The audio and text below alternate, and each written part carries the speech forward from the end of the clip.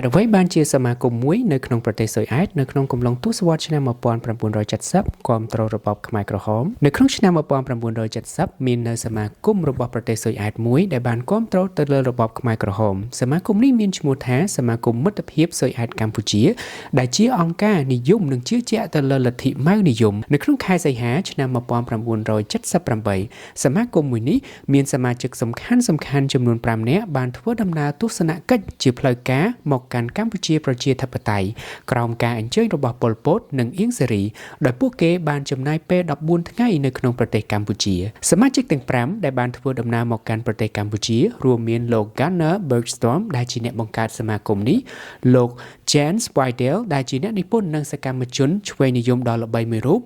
លោក Alva Meidel ដែលជាសកម្មជនអន្តរជាតិដ៏ល្បីមួយរូបលោកស្រី Hedwig Eckerwey ដែលជាសមាជិកនៃសមាគមមួយនេះនិងចុងក្រោយគឺជាលោកស្រី Margarita Vikander ដែលគាត់បានរៀបការជាមួយនឹងអ្នកការទូតខ្មែរក្រហមមួយរូបនៅក្នុងកំឡុងពេលនោះនៅក្នុងកំឡុងពេលនៃការទស្សនកិច្ចនោះពួកគេត្រូវបាននាំទៅកាន់កន្លែងផ្សេងដូចជាមន្ទីរពេទ្យសាលារៀននិងសហគ្រាសដែលត្រូវបានរៀបចំដ៏ល្អឥតខ្ចោះសម្រាប់ការទស្សនា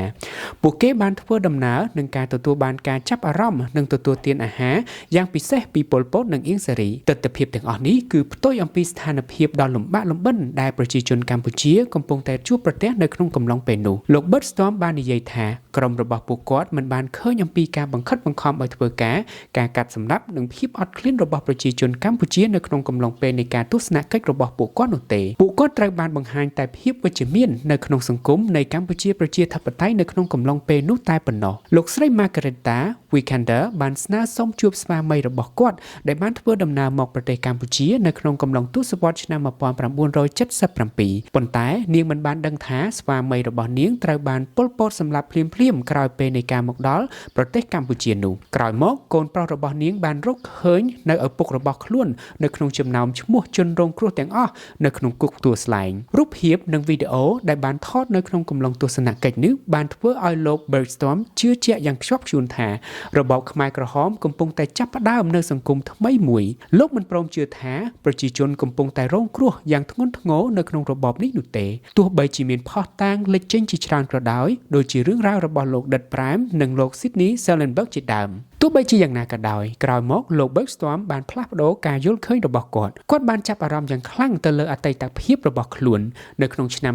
2008ឬ30ឆ្នាំក្រោយពេលនៃការមកដល់របស់លោកនៅលើទឹកដីនៃកម្ពុជាប្រជាធិបតេយ្យនោះគាត់បានអញ្ជើញចូលរួមនៅក្នុងពិធីតាំងពិព័រណ៍ឆ្លុះបញ្ចាំងអំពីទស្សនកិច្ចរបស់គាត់នៅក្នុងកំឡុងឆ្នាំ1978ជាការពិតណាស់របបខ្មែរក្រហមបានសម្លាប់មនុស្សយ៉ាងតិចណាស់ 1.7 លាននាក់ទៅ2លាននាក់នៅក្នុងកំឡុងឆ្នាំ1975រហូតទៅដល់ឆ្នាំ1979